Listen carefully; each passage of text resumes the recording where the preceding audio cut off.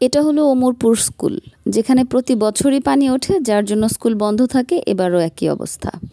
রাস্তা সমান সমান মাটি উঠাইলেই কিন্তু আর স্কুলটার প্রবলেম হয় না। স্কুল বন্ধ, বাচ্চা কাচ্চা এভাবে পড়াশোনা হবে? এটা হচ্ছে দক্ষিণ গয়লা হোসেন দাখিল মাদ্রাসা। পেছন পর্যন্ত পানি চলে আসছে। এই আর এক হাত পানি উঠলে এর মধ্যেও পানি উঠবে, পড়াশোনাও গোল্লায় যাবে পোলাপানের। আই হায়, কত পানি হয়েছে রাস্তার কাছে একদম। আর এই যে আরেকটু বাস, আর আর কত 4 আঙ্গুল 8 আঙ্গুল পানি উঠলেই একেবারে রাস্তায় পানি চলে আসবে, পাকা রাস্তা। আল্লাহ, এ তো অনেক পানি।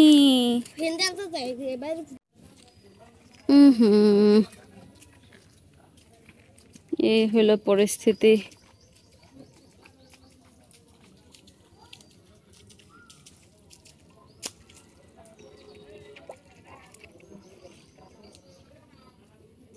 এই যে আর একটু পানি উঠলে এই বাড়িতে পানি উঠবে। আর এই যে রাস্তা পর্যন্ত পানি চলে আসছে, আর এখান দিয়ে রাস্তার উপরে পানি চলে আসছে, আর ভেতরে বাড়িঘরেও পানি আসছে। ওই যে ওই সব বাড়িঘরগুলোতে, এই যে এগুলো সবগুলাতে পানি উঠছে। তারপরে যে ওদিকেও সবগুলাতে পানি উঠছে।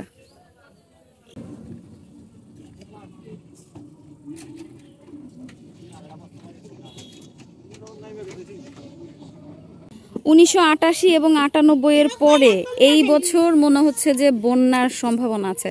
প্রচুর পরিমাণে পানি উঠেছে বাংলাদেশের বিভিন্ন জেলায়, বিভিন্ন জায়গায় প্রচুর প্রচুর প্রচুর প্রচুর পানি উঠেছে। ওই যে ওই বাড়িতে পানি, আশেপাশে আরো অনেক বাড়িতে পানি। ওই যে ওই বাড়িটা যেতে হলে পানি পেরিয়ে যেতে হবে। আশেপাশে আরো পরিস্থিতি খুব খারাপ, এগুলো মোটামুটি নরমালি। আমি আশেপাশে আপনাদের দেখাবো, চলেন। ও শিট, ওই যে বাড়িটা ডুবে গেছে একদম পানিতে। ওই বাড়িতে তো মনে হয় মানুষ থাকতে পারতেছে না, কারণ অনেকটা গেছে না কোথাও।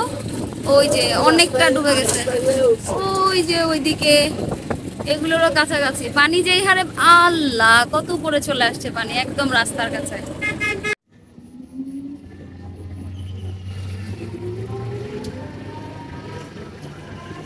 এই যে এই বাড়িতেও পানি উঠছে, যদিও কম, তবে এই বাড়িতেও পানি উঠছে মোটামুটি চারপাশেই। এই যে হাঁটার রাস্তা, এটা পুরা রাস্তায় পানি, মানে বাড়িতে ঢুকতে হলে পানি পেরিয়ে যেতে হবে। এই যে এদিকে পানিতে ভরা।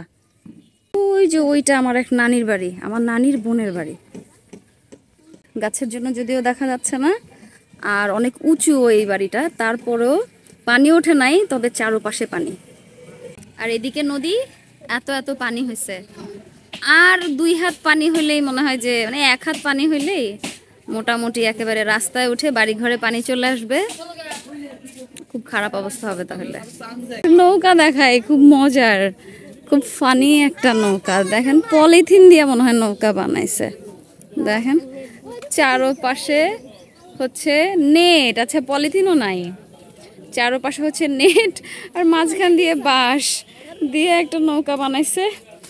এই নৌকা দিয়ে হয়তো টুকটাক কাজের জন্যে। ভালো বুদ্ধি। আরে এতজন উঠলে ডুবে যাবো গা। এই দেখেন ওরা এই নৌকায় উঠতেছে, পানি উঠে না এর মধ্যে। ও এর মধ্যে তো পানি উঠলে আবার বেরো হয়ে যাবে, কারণ এটা তো পুরাটাই নেট। কি বুদ্ধি রে বাবা। এই যে আস্তে আস্তে জঙ্গলের মধ্যে যায় না, কি মজাই না লাগতেছে রে আল্লাহ।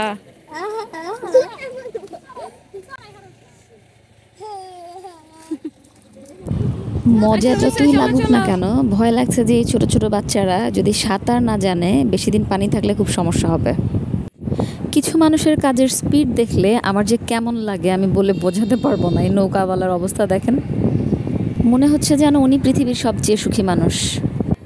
সবার ঘন্টা 60 মিনিটে হলেও ওনার ঘন্টা যেন 200-400 মিনিটে হয়। পানি পানি পানি, যেদিকে তাকাই শুধু পানি। এই যে এখানে পর্যন্ত পানি উঠে আসছে, ওই যে ওই বাড়িতে পানি উঠছে। মোট কথা ডানে বায়ে যেদিকেই তাকানো হচ্ছে শুধু পানি। এমনকি বাড়ি থেকেও নৌকা দিয়ে পার হয়ে তারপরে রাস্তায় আসতে হচ্ছে। রাস্তাগুলো ভেঙে ভেঙে যাচ্ছে। এই যে আরেকটু যদি স্রোত আসে তাহলেই একেবারে ভেঙে যাবে। আজকের পরিস্থিতি দেখে যা বুঝলাম, এই বছরে টাঙ্গাইল সদর উপজেলার বিশেষ করে চর অঞ্চলের মানুষগুলো খুব খারাপ পরিস্থিতির মধ্য দিয়ে যাবে। বিশেষ করে চর অঞ্চলে গয়লা হোসেন, গোপাল কেউটিল, ওমরপুর, আশেপাশে আরও বেশ কিছু গ্রাম আছে।